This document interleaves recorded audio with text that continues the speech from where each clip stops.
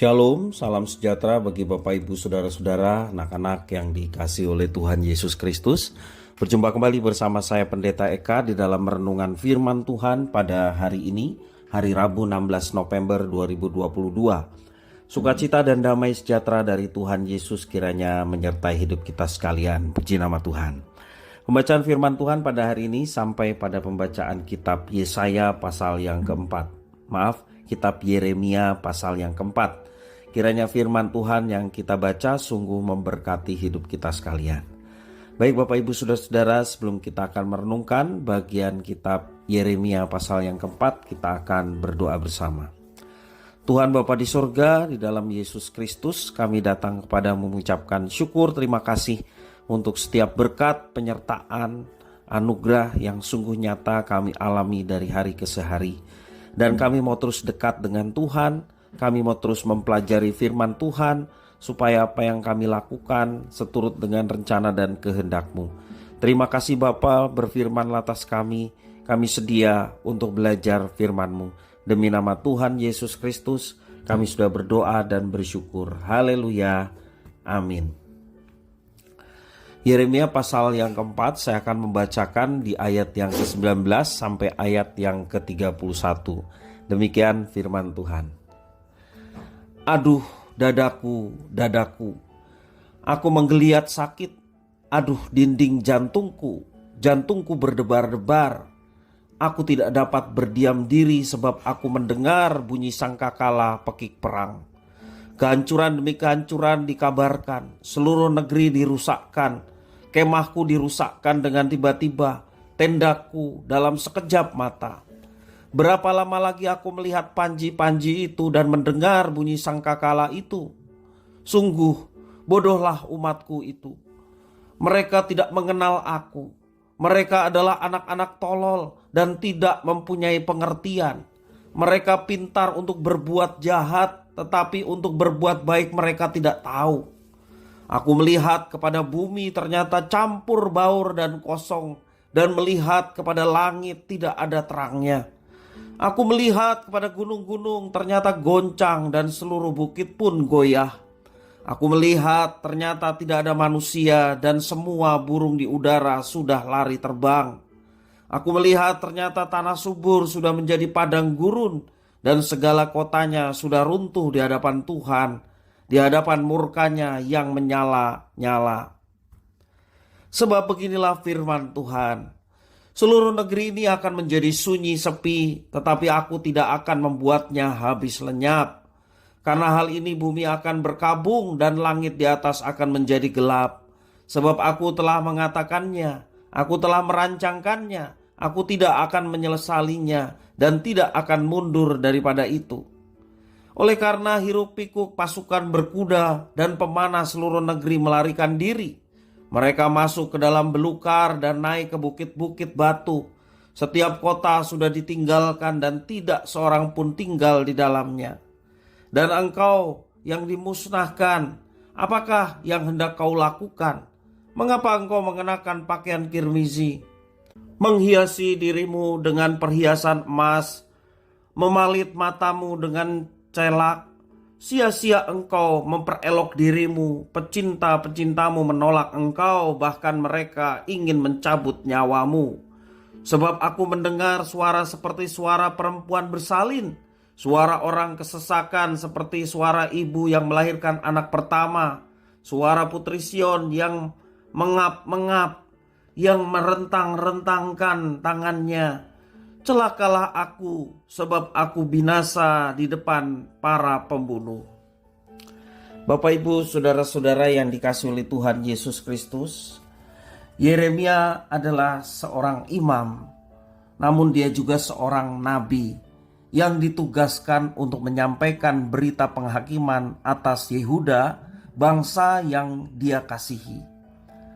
Di dalam firman Tuhan yang kita baca hari ini merupakan catatan pergumulan dari seorang imam sekaligus nabi yang bernama Yeremia ketika ia mendengar deru perang yang menjadi tanda bahwa nubuatan Tuhan yang disampaikan oleh Nabi Yeremia akan mendekati waktu penggenapannya. Yeremia merasakan beban yang harus ditanggung oleh bangsanya dalam penghukuman atas segala dosa-dosa mereka, dan ia berharap mereka memperhatikan peringatan akan murka Tuhan yang nyata. Keagungan dan kebesaran Tuhan Allah Israel adalah realitas yang perlu diperhatikan secara serius. Manusia dalam keberadaannya, mereka seringkali meletakkan dirinya sebagai pusat di dalam kehidupannya. Dalam pemikiran itu mereka meletakkan Tuhan, Allah Sang Pencipta, bukan sebagai yang utama. Dan inilah yang Yeremia coba ingatkan kepada bangsa Israel supaya mereka kembali untuk mengutamakan Tuhan dalam satu ikatan perjanjian. Tetapi mereka sudah melupakan akan hal itu yang mendatangkan murka Tuhan atas bangsa yang dikasihinya. Yeremia merenungkan bagaimana manusia tidak memiliki kekuasaan atas alam semesta. Alam semesta juga tidak mampu menolong manusia, apalagi menyelamatkan mereka. Kekebalan, keangkuhan bangsa Yehuda akan menjadi beban tambahan dalam penghakiman yang akan mereka terima. Akan tetapi Yeremia juga merenungkan bagaimana belas kasihan dari Tuhan tetap akan diberikan kepada umatnya. Kemurahan Tuhan, kasih karunia Tuhan kepada ciptaannya, itulah yang membuat Tuhan memberikan jalan anugerah. Sebagai pencipta, Tuhan berhak melakukan segala hal yang menjadi wewenangnya, otoritasnya. Walaupun demikian, Tuhan Allah tidak berlaku sebagai diktator yang semena-mena terhadap ciptaannya, terlebih terhadap umat yang kepadanya Dia memberikan janji. Tuhan memberikan kasih ketika umatnya berharap kepadanya. Bapak Ibu saudara-saudara yang dikasihi oleh Tuhan, sebagai orang percaya seringkali kita tergoda juga untuk melihat tujuan akhir dari setiap pergumulan yang sedang kita hadapi cepat terselesaikan. Secara instan Tuhan menolong, pergumulan kita boleh terselesaikan, ketimbang kita mau setia menjalani proses yang sedang Tuhan izinkan terjadi dalam hidup kita. Perlu diingat bahwa anugerah disediakan oleh Tuhan bukan untuk dipermainkan, bukan juga untuk dijadikan alat untuk menyandera Tuhan. Dan sebaliknya, anugerah yang diberikan Tuhan perlu dilihat sebagai karya kasih setia Tuhan untuk menjangkau umatnya yang setia, yang tidak memiliki daya.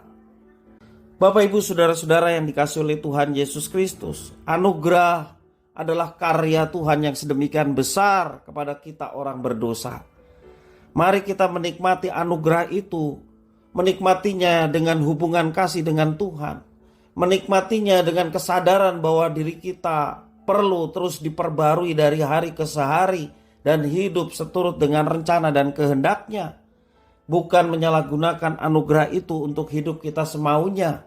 Toh Tuhan yang penuh kasih, toh Tuhan yang penuh pengampunan, Dia yang akan mengampuni seberapa banyak pun dosa kita, sehingga kita larut hidup di dalam dosa dan tidak ada penyesalan dan tobat dalam diri kita.